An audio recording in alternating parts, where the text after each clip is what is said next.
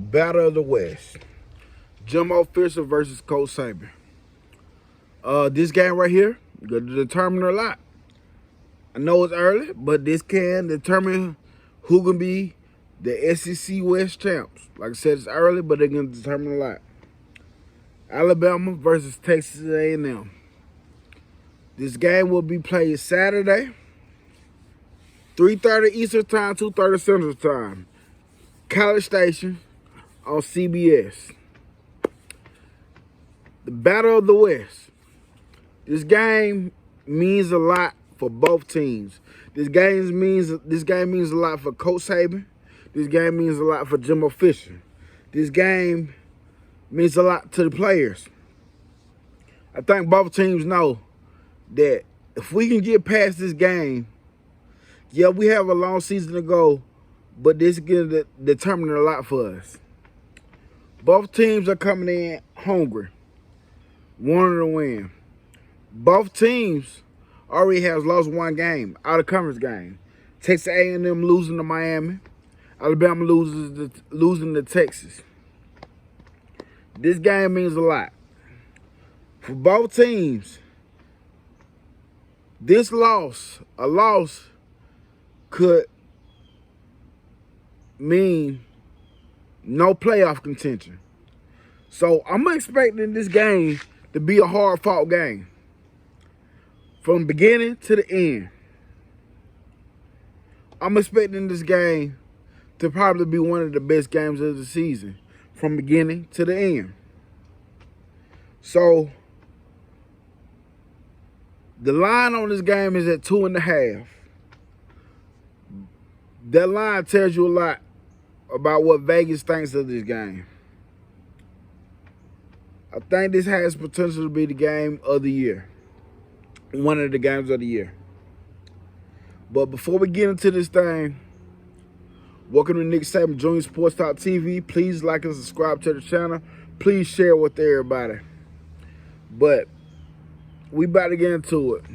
So how I look at this game, I look at it as this is a war, but within the war, it's certain battles in this war that both teams have to win. And if they win this can mean this. If they don't win this can mean this. So let's start talking about it. Let's talk about Texas A&M wide receiver group and Bobby Petrino versus Alabama secondary. Alabama secondary has NFL talent written all over it. Potential first and second rounds all over the field. Malachi Moore, Caleb Downs, Terrion Arnold, Kool-Aid McKinstry, Jalen Key. Those guys are some studs. They will be playing in the NFL on Sunday. But the same thing for Texas A&M wide receiver group. Knight Smith, Moose Muhammad, Edward Stewart. Y'all know what I'm talking about. Can't think of his name right now. But that guy is a beast. Evan Stewart. This gonna mean a lot. We've seen two sides of Alabama secondary this year. We've seen Sarkisian come out there doing the pre-snap motions, doing all the eye candy before the plays. And against Texas, Alabama didn't look good at that. But we also seen the other side when Lane Kiffin tried to come out and do the same thing. And they learned from their mistakes from the Texas A&M game. And we held Ole Miss offense to 10 points. Will this be the same case with Texas A&M? Don't know. Let's see. But I'm pretty sure Petrino is going to be dialing it up. It's going to be dialing it up. And Alabama is confident in their secondary. They're very confident in their secondary. They're very comfortable with Kool-Aid. They're very comfortable with Terrion Arnold. They're very comfortable with Malachi Moore back there. They're very comfortable with the guys they got. Same to say about Texas A&M wide receiver group. But let's see who draws first blood. Who draws first blood. So, like I say, there's battles within this war. So to add on to this battle, our front seven will have to be key. Our defensive line will have to penetrate their offensive line. Alabama's that will have to penetrate Texas A&M offensive line. Because I'm gonna tell you this, I don't care how good these secondary is, if you giving that quarterback all the time in the world to be comfortable, to plant his feet, to let routes develop without getting no pressure, it's gonna be hard to hold a Nye Smith, Evan Stewart, Moose Muhammad. It's gonna be hard to hold this wide receiver group. And I don't care how good you are. So it's gonna be key for our front seven to be able to get home. Make Max Johnson uncomfortable. Make him boggle his thinking. Make him make irrational decisions that he doesn't need to make. Because if we can do that, it can be a long day. Because Max Johnson, he's a good quarterback. People can say, oh, he's a backup quarterback, but I don't care. If you've been watching Texas A&M, their offense moved a whole lot better with him than Como Wiggin was. Como Wiggin, no knock to him, but it looks a lot better with him, Max Johnson. So, therefore, we got to get home. If we get back there, we got to wrap him up. And this is one of the things I would say.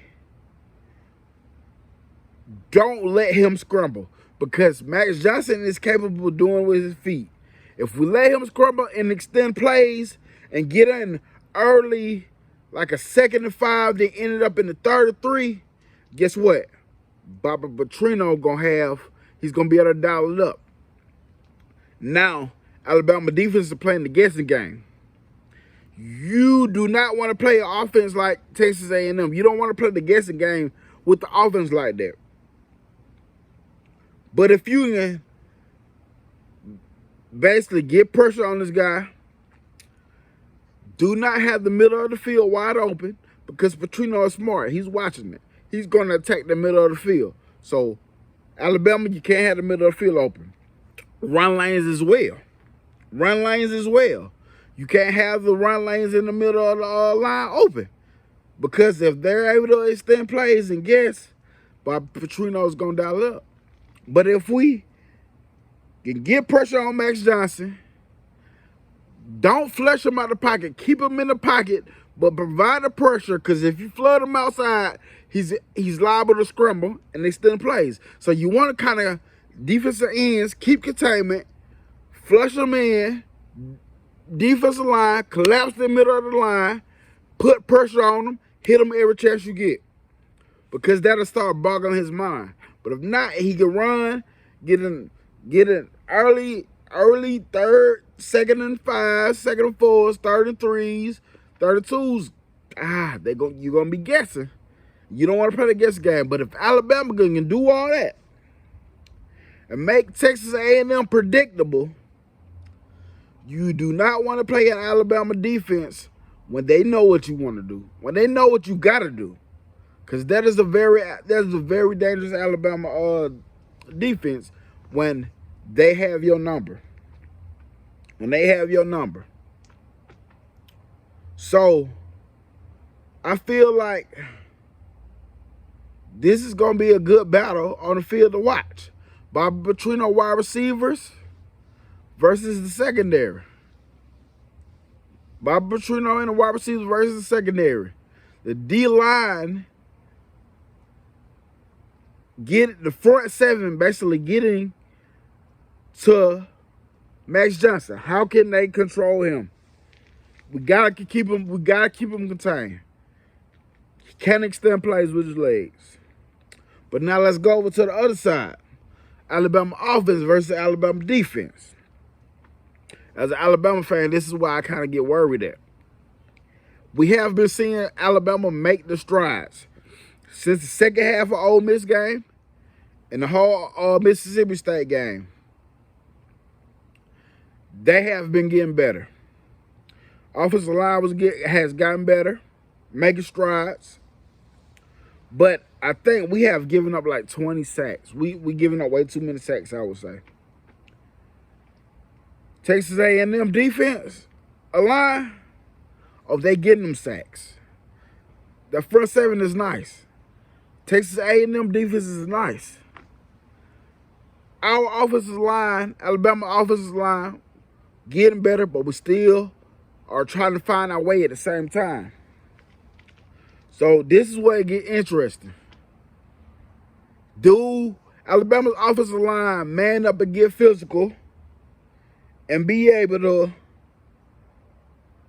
hold this Texas A&M pass rush? Our pass protection, I forgot the number, but it's not good. It's not good. But is this the game Alabama's offensive line steps up? This is a game Miro is coming in. Basically all off season, he was judged off this one game why he shouldn't be quarterback. Miro has progressively gotten better each game. Yeah, he had the mishaps in the Texas A&M Texas game. Then started the South Florida game. But he has gotten better. Mississippi State went 10 for 12. People like he didn't throw the ball much. We ran the ball. So what I'm saying is we ran the ball. We ran the ball. Our offense this year, Alabama's offense this year is not built to have Jalen Miro dropping back, throwing the ball 25 times. So my question is, can Alabama's offense run the ball against Texas A&M defense? Don't know. Do I think they can? Yes. How can we do that? We're going to need them tight end sets. We're going to need them 2 tight end sets, 3 tight end sets. We're going to need to use the tight ends. Because when you start putting these extra tight ends in the game, it start opening up more run lanes. The defensive line is not going to be able to defend all the run lanes when you put the extra tight ends in the game. So, if Alabama's game plan for the season overall is to get back to running the ball, we're going to have to be effective with it. We're going to have to be effective because Texas A&M defense is coming. Texas A&M has a good defense. They have grown up throughout the season as well. They tackle a lot better. They just play a whole lot better defense, and their front seven is vicious. So, can we run the ball? Remain to be seen. Do I think we can? Yes. How do we do it? We got to use these tight ends. If Alabama is running the ball very well, if they're running the ball well, might not be big explosive plays, but if we hit them for 3 or 4 for the majority, lean on it. Lean on it. But you're going to have to find a way to open up this pass. Because do I think we beat Texas A&M just off of ground and pound? No, we're going to have to do something in the air. We're going to have to go do something in the air. And this is a game where I feel like Tommy Rees really needs to open up the tight ends. In the run game, as I said as well, and definitely in the pass game. I don't think if Amari Black is the focal point, I don't think there's really nobody in the country that can stop Amari Black. He is a mismatch nightmare. We see him, the catch he made against Texas A&M. We see him, the flashes of him through the season thus far. C.J. Dupree, he's veteran wide receiver.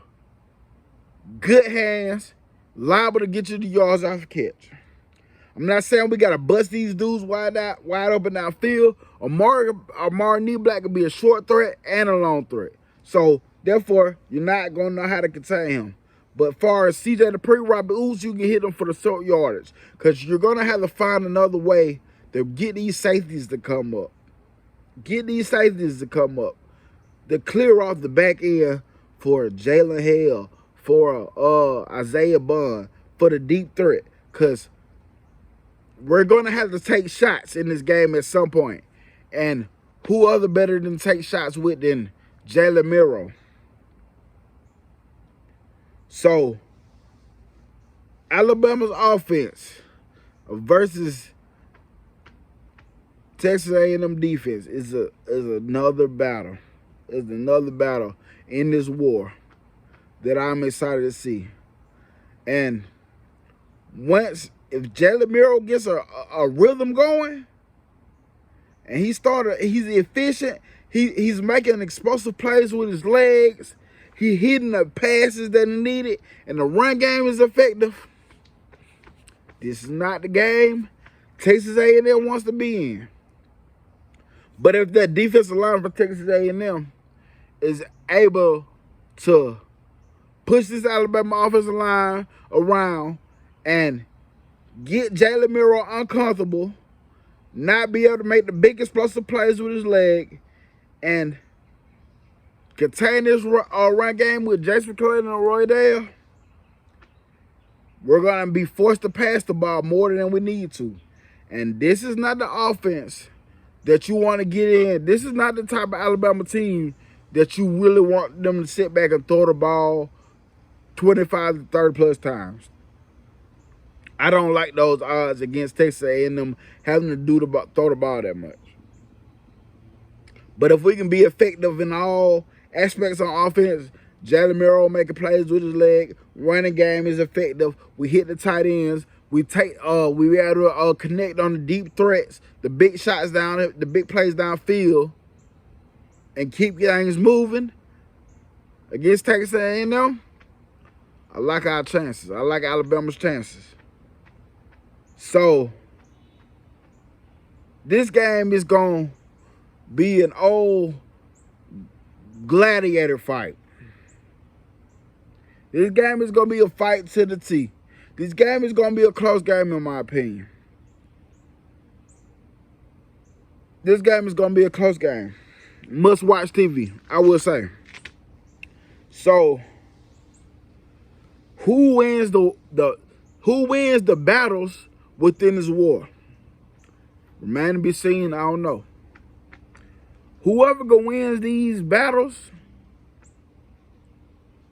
on both sides of the ball, offense and defense, cornerback, secondary wide receiver, running back versus the front seven, running backs versus front seven, D-line getting pressure on Max Johnson, stopping up the run lanes, not letting them bust it up for the explosive run plays like Texas A&M can. Whoever wins those battles. But I'm going to say my score prediction for this game is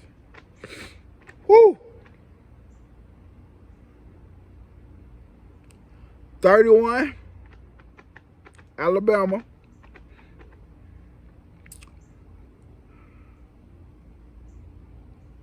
24, Texas A&M. 31-24, Alabama wins. And one of the best games of the year. And this will be a head in the right direction for Alabama. Coach Saban versus Jimbo Fisher. Game of the week, in my opinion. And one of the games of the year. Alabama will roll 31-24, Alabama.